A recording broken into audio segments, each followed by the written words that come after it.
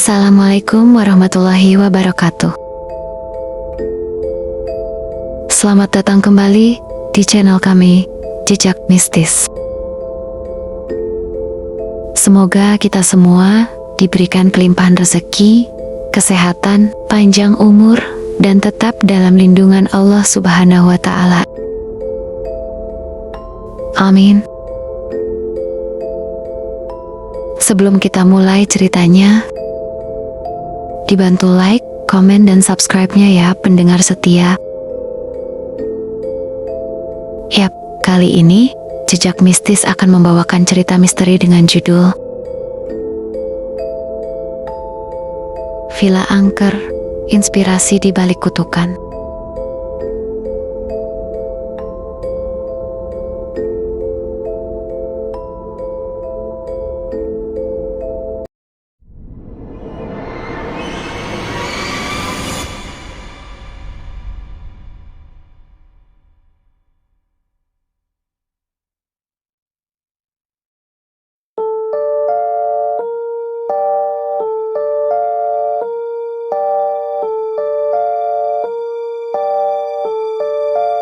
Cerita ini bermula dari dua orang pemuda yang berteman sudah lama, yaitu Herdi dan Zainal.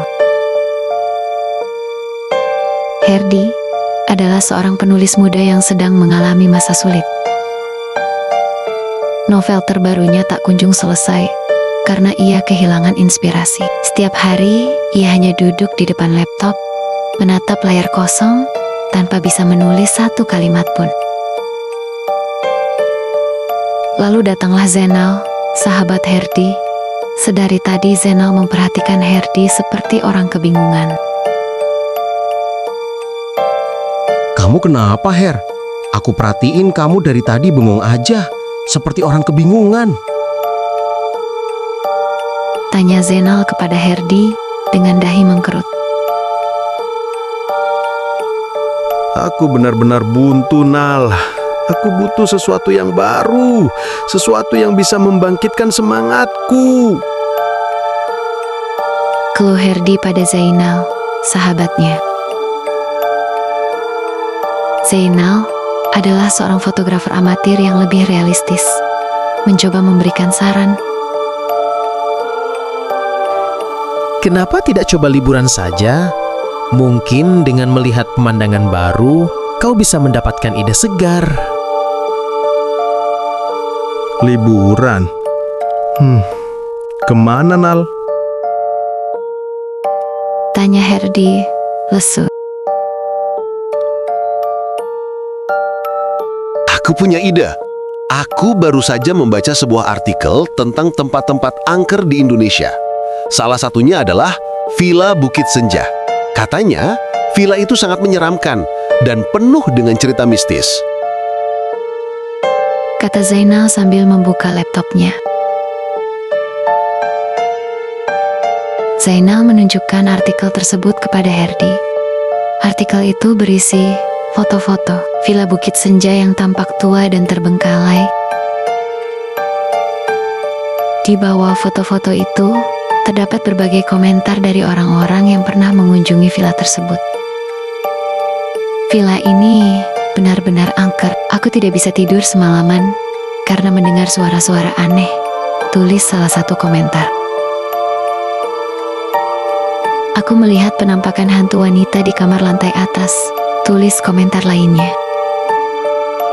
Herdi membaca komentar-komentar itu dengan rasa penasaran. Meskipun ia tidak percaya pada hal-hal mistis, ia merasa tertarik untuk mengunjungi villa tersebut. Siapa tahu kau bisa mendapatkan inspirasi dari sana, Her. Kata Zainal, memberikan semangat pada Herdi. Awalnya, Herdi ragu. Ia bukan tipe orang yang percaya pada hal-hal mistis. Namun, karena sudah putus asa, ia akhirnya setuju. Baiklah, ayo kita coba ke villa itu. Tapi aku tidak janji akan mendapatkan inspirasi dari sana. Zainal tersenyum, lalu berkata, Tidak masalah, Yang penting, kita bisa bersenang-senang dan menantang keberanian kita. Beberapa hari kemudian, mereka bersiap untuk berangkat ke Villa Bukit Senja. Zainal membawa kamera kesayangannya, sementara Herdi membawa buku catatan dan pena. Mereka berharap petualangan ini akan membawa perubahan positif dalam hidup mereka. Sore itu, Herdi dan Zainal tiba di sebuah villa tua di Bukit Senja. Villa itu tampak megah, namun juga menyeramkan, dengan cat yang mengelupas dan taman yang tidak terawat. Kampleng penjaga villa yang misterius menyambut mereka. Selamat datang di Villa Bukit Senja. Kamar kalian sudah siap. Tapi jangan coba-coba masuk ke kamar di lantai atas ya. Sudah lama tidak digunakan. Sapa Pak Kampleng dengan suara berat. Herdi dan Zainal mengangguk, meskipun rasa penasaran sudah menggelitik benak mereka. Setelah Pak Kampleng pergi, mereka mulai menjelajahi villa. Wah, tempat ini benar-benar antik, cocok untuk foto-foto horor. Kata Zainal sambil memotret perabotan tua. Justru itu yang aku cari, Nal. Ini sangat cocok. Semoga saja aku bisa dapat inspirasi untuk novelku di sini. Sahut Herdi bersemangat. Malam pun tiba, dan keanehan mulai terjadi. Lampu tiba-tiba mati, suara langkah kaki terdengar di lantai atas, dan pintu-pintu menutup sendiri.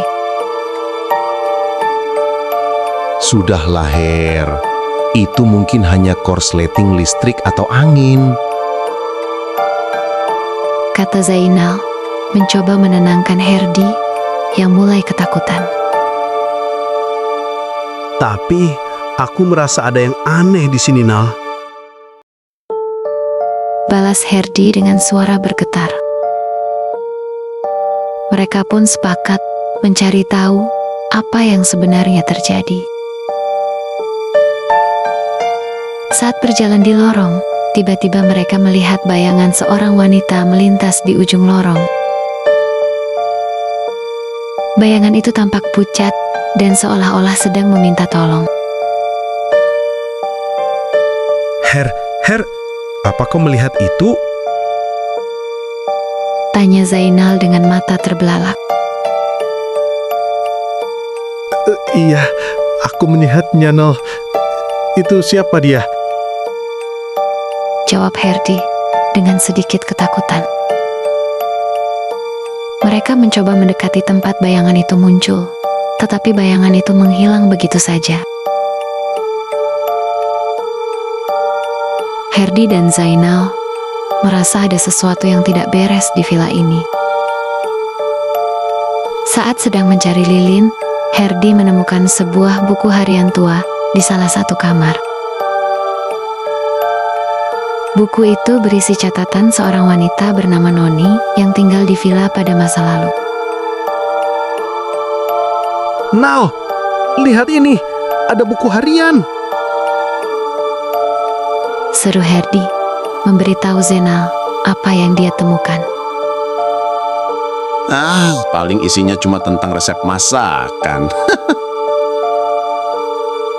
Sahut Zainal sambil meledek.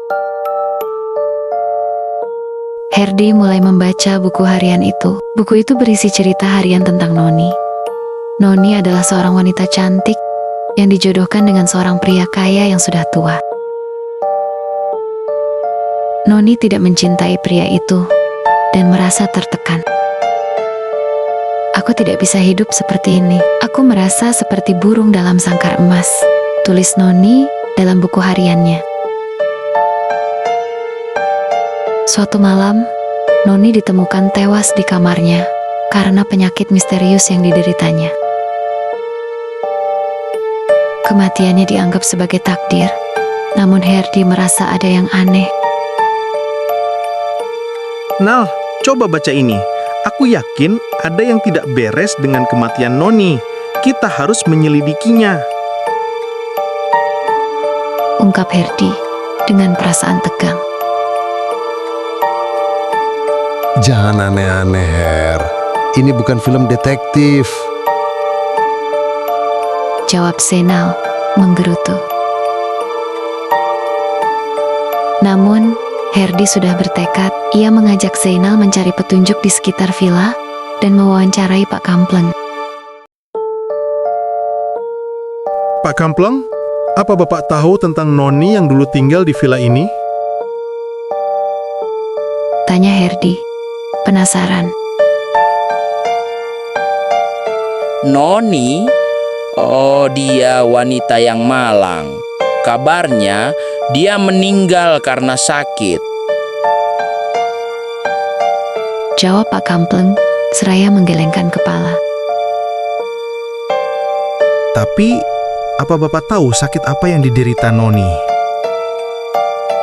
Tanya Herdi sambil terus mendesak Pak Kampleng. Pak Kampleng terdiam sejenak, lalu ia berkata, Saya tidak tahu pasti, tapi itu yang saya dengar. Dari keterangan Pak Kampleng, Herdi dan Zainal mencoba mencari petunjuk lagi di villa itu. Saat mencari petunjuk di lantai atas, Herdi dan Zainal menemukan kamar Noni. Kamar itu terasa dingin dan dipenuhi aura mistis. Di sini tempat Noni meninggal. Ungkap Herdi, berbisik pada Zainal. Tiba-tiba, hantu Noni muncul di hadapan mereka. Ia tersenyum tipis. Kalian sudah datang. Aku sudah menunggu kalian. Sapa hantu Noni dengan suara lirih. Herdi dan Zainal terkejut sekaligus merasa merinding. Apakah Anda Noni? Tanya Herdi dengan gugup. Benar, aku adalah Noni. Aku tahu kalian bisa membantuku. Jawab hantu Noni berbisik lirih. Hantu Noni menceritakan bahwa dia meninggal karena penyakit misterius yang menyerangnya secara tiba-tiba. Dia merasa ada kekuatan jahat yang menyebabkan penyakit itu. Aku merasa ada yang tidak beres dengan kematianku. Aku tidak tenang. Isak hantu Noni mengungkapkan kesedihannya. Herdi dan Zainal berusaha mencari tahu penyebab penyakit Noni. Mereka menemukan sebuah buku kuno yang berisi tentang ilmu hitam dan kutukan. Sepertinya Noni menjadi korban kutukan. Kata Herdi, menduga dengan perasaannya. Betul, Her. Kita harus melakukan sesuatu. Sahut Zainal mengajak Herdi. Lalu mereka berdua pergi untuk menemui Pak Kampleng. Pak Kampleng, apa Bapak tahu cara menghilangkan kutukan? Tanya Herdi pada Pak Kampleng dengan penasaran. Saya tahu sedikit, tapi saya tidak bisa melakukannya sendiri. Kita butuh bantuan ahli. Jawab Pak Kampleng menjelaskan. Siapa ahli yang bisa membantu kami? Tanya Herdi semakin penasaran. Di desa sebelah ada seorang ahli spiritual bernama Mbah Wari. Beliau sangat terkenal dan sering membantu orang-orang yang terkena masalah mistis. Jawab Pak Kampleng melanjutkan pembicaraan mereka. Pak Kampleng menyarankan mereka untuk menghubungi Mbah Wari, seorang ahli spiritual yang tinggal di desa sebelah. Lalu Herdi dan Zainal setuju.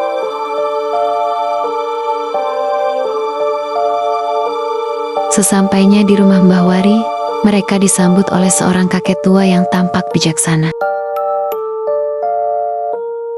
Selamat datang, anak-anak muda. Saya sudah tahu kedatangan kalian. Sapa Mbah Wari dengan senyum ramah. Mbah, kami mohon bantuan Mbah. Kami ingin membebaskan arwah Noni dari kutukan yang menimpanya. Kata Herdi dengan nada memohon. Saya mengerti. Kalian memiliki hati yang mulia. Kutukan itu memang sangat kuat dan sudah lama mengikat arwah Noni. Tapi jangan khawatir. Saya akan membantu kalian sebisa mungkin. Jawab Mbah Wari sambil mengangguk-angguk. Benarkah Mbah? Kami sangat berterima kasih karena Mbah mau membantu kami. Sahut Herdi dengan perasaan lega. Tapi ada beberapa hal yang harus kalian lakukan. Pertama, kalian harus mempersiapkan beberapa perlengkapan ritual. Kedua, kalian harus memiliki keberanian dan keyakinan yang kuat. Dan yang terakhir, kalian harus bersedia membantu saya selama ritual berlangsung. Kami bersedia Mbah. Kami akan persiapkan itu semua. Jawab Herdi dengan mantap. Mbah Wari kemudian menjelaskan apa saja yang harus mereka persiapkan untuk ritual tersebut. Herdi dan Zainal mendengarkan dengan seksama dan mencatat semua yang dikatakan Mbah Wari. Setelah semua persiapan selesai, Mbah Wari, Herdi, Zainal, dan Kampleng kembali ke Villa Bukit Senja. Mereka menuju kamar Noni, tempat arwah wanita itu berada. Setelah Mbah Wari melihat kamar Noni, ia mengangguk-angguk. Mbah Wari mulai melakukan ritual pembersihan. Ia membaca mantra-mantra kuno, lalu membakar dupa, dan menaburkan bunga di sekitar kamar Noni.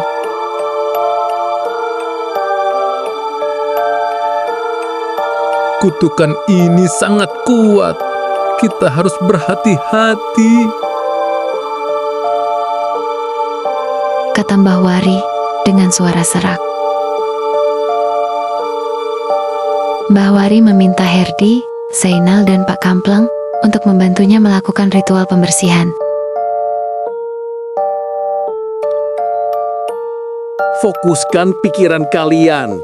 Bayangkan energi positif mengalir ke dalam ruangan ini. Instruksi Mbah Wari. Setelah beberapa jam, ritual selesai. Mbah Wari tampak lega. Selama ritual berlangsung, suasana di kamar Noni terasa sangat mencekam. Angin bertiup kencang, suara-suara aneh terdengar, dan hawa dingin menyelimuti seluruh ruangan. Namun, Herdi dan Zainal tidak gentar. Mereka tetap fokus membantu Mbah Wari dengan keyakinan penuh. Kutukan sudah berhasil dinetralkan. Sekarang arwah Noni bisa tenang. Ucap Mbah Wari yang tampak kelelahan. Tiba-tiba, hantu Noni muncul di hadapan mereka. Ia tersenyum, lalu melambaikan tangan, seolah berterima kasih kepada mereka. Setelahnya hantu Noni perlahan menghilang. Keesokan harinya, Herdi dan Zainal bersiap untuk meninggalkan villa. Pak Kampleng menghampiri mereka di depan pintu. Saya mau mengucapkan terima kasih banyak kepada kalian berdua. Berkat kalian, villa ini tidak angker lagi. Saya jadi tidak takut lagi tinggal di sini. Kata Pak Kampleng sambil tersenyum dengan tulus. Sama-sama Pak Kampleng, kami senang bisa membantu. Jawab Herdi sambil merapikan peralatannya. Iya, betul Pak. Ini pengalaman yang tidak akan kami lupakan. Timpal Zainal sambil merangkul Pak Kampleng. Setelahnya, mereka meninggalkan villa dan kembali ke rumah mereka masing-masing. Herdi dan Zainal berhasil mengungkap misteri villa Bukit Senja dan membebaskan arwah Noni dari kutukan yang menimpanya. Herdi kembali bersemangat menulis novelnya. Pengalaman di villa angker itu memberinya banyak ide dan inspirasi baru. Ia menulis tentang kisah Noni, kutukan, dan keberanian mereka dalam menghadapi hal-hal mistis. Zainal juga semakin giat memotret. Ia membuat pameran foto tentang villa Bukit Senja yang menampilkan keindahan dan keangkeran villa tersebut. Foto-fotonya menjadi viral dan banyak orang tertarik untuk mengunjungi villa tersebut. Villa Bukit Senja tidak lagi menjadi tempat yang menakutkan. Berkat bantuan Herdi dan Zainal, villa itu menjadi tempat yang penuh dengan cerita dan sejarah. Dan Kampleng tetap menjadi penjaga villa yang setia dan selalu menyambut pengunjung dengan ramah. Kisah ini menunjukkan bahwa keberanian dan persahabatan dapat membantu kita menghadapi tantangan apapun, bahkan yang paling menakutkan sekalipun. Dan jika kamu merasa kehilangan inspirasi, ingatlah bahwa kamu tidak sendirian. Cobalah mencari pengalaman baru, diskusi dengan teman, atau melakukan hal-hal yang kamu sukai. Itulah cerita mistis tentang villa kutukan kita hari ini. Jika penonton setia ingin mengirimkan ceritanya, bisa mengirimkan emailnya ke alamat email kami yang sudah tertera di deskripsi di bawah ini. Kami akan tayangkan email dari penonton setia di channel YouTube kami. Jangan lupa tinggalkan jejak di kolom komentar ya. Lalu klik share, like, dan subscribe. Terima kasih. Sampai jumpa di cerita mistis selanjutnya.